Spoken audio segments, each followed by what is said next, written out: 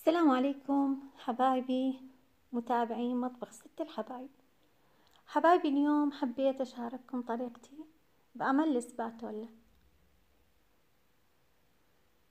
هاي السباتولا حبايبي شوية تكون تفيد الكيك العالي، يعني الكيكة اللي قياسها 19 سنتيم ارتفاع، يعني فأكيد يعني بالثقل صعب عليكم. حتى نعرف نسقل جيدا ويطلع صافي عندنا ونصفي الكيكة. حبيت أقدم لكم هاي الطريقة. عندي هذا البلاستيك بنات، هذا البلاستيك هو خاص مال مائدة، فقوي وبذات الوقت مرن، فحتى يعني القطعة تكون ماسكة نفسها وما تتطوع عندي بالشغل. حبيت أسندها بقطعتين من كرتون الفايلات.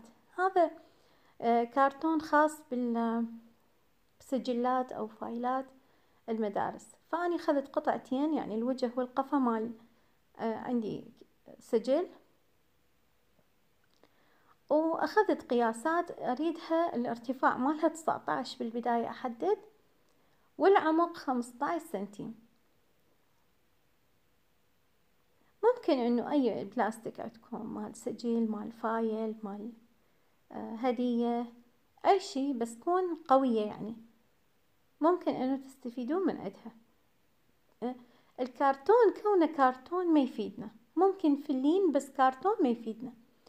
الفلين يكون عرضة للكسر، يعني إلا تحاولين تحافظين عليها قدر الإمكان. أخذت قياس بالطول 19 سنتيم والعمق 15 سنتيم، وحددته وراح أقصه بالمقص.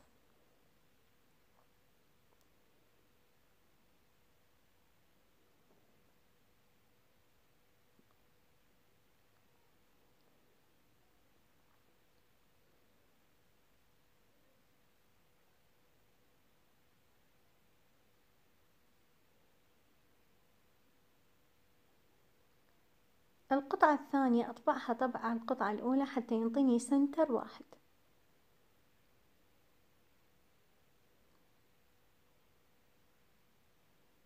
صارت عندي جهتين ملونة جميلة كيوت، وراح أخلي البلاستيك بنصهم.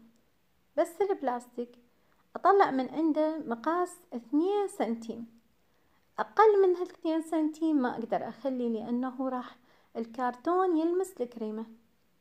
أكثر من 2 سنتيم راح تتطوع. فحبايبي لازم نراعي السنتر، يعني بهاي الفكرة حبايبي هذه هي فكرتي أنا الشخصية، يعني ما مطروقة على الانترنت، وهاي أول مرة أني يعني أنزلها. هي أكو جاهز، يعني هذا البلاستيك موجودة جاهزة، بس حبايبي مو الكل يقدر يحصلها، أو مو الكل يقدر يوصل المكان مراكز بيع هذه الأدوات. فأني حبيت أفيدكم بسباتولا عالية وتقدرين تسيطرين عليها وتصنعينها بدقائق بالبيت من مواد كلش بسيطة ومتوفرة بالبيت. حددنا السنتيمين بنات، ولازم سنتر، ونخط خط بالطول من هنا إلى هنا حتى تجي الكرتونة سنتر على هذا الخط. وهذا الإجراء نسويه على الجهتين من البلاستيك، يعني الوجه والقفا نفس الشي.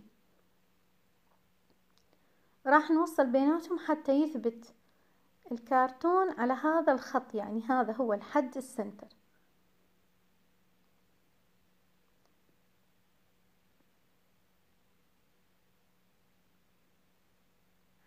راح استخدم اني سكاكين، واذا عندكم صمغ الامير او اي نوع من الصمغ اللي يثبت حاولوا تستخدموه.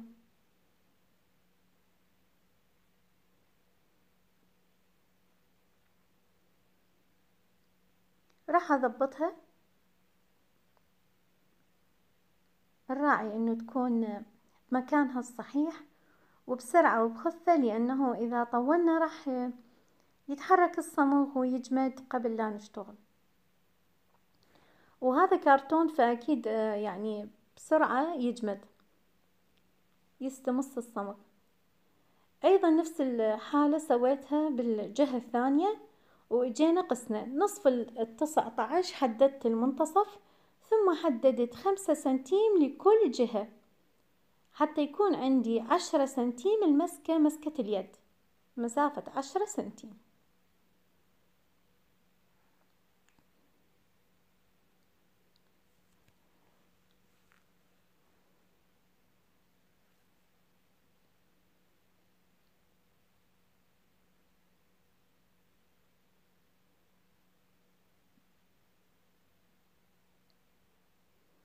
هنا راح أرجع أتأكد إنه 10 سنتيم بين القطعتين وأقطع.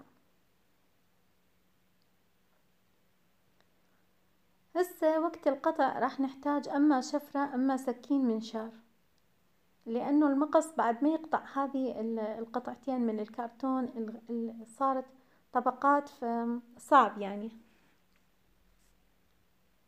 تحتاجين شوية ضغط لأنه يعني ثقيل، فراح ينزل طبقة بعد طبقة. بعد ما قصيتها وجهزت عندي الأطراف الزوايا الحادة شوية بس أخذها، هاي الزوايا الحادة بس تلمس الكريمة راح تخطط لنا الكريمة، فمن الأفضل إنه نموتها أو نقول نوخرها أو نخفف من الحدة مالتها. الآن عندنا الفقرة الأخيرة هي لف الكرتون بالصمغ حتى نحافظ عليه من الرطوبة، وإذا إيدنا مبللة أو إذا أخذ ماء.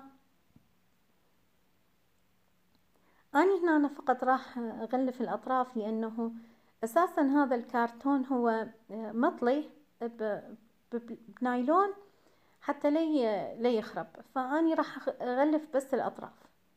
النموذج الأول أني غلفتها كلها.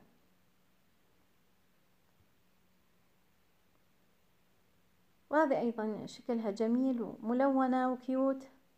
أي نوع عندكم صمغ شفاف عريض استخدموه، يعني مو شرط مثل هذا اللي عندي أنا، هذا المتوفر عندي أنا. لو عندي العريض الشفاف استخدم هذاك العريض لأن أقوى. وهذا شكلها النهائي حبايبي. إن شاء الله استفاديتوا من هذه الفكرة اللطيفة. واللي ما عندها بلاستيك تستخدم فلين، بس الفلين قلت لكم يعني شوية ضعيف وعرضة للكسر، لكن نفس الفكرة نقدر نحدد نفس القياسات ونقطع بدون كرتون، لأن الفلين هو قوي وهو متماسك. إذا حبيتوا الفيديو حبايبي انطوا لايك، وفي أمان الله.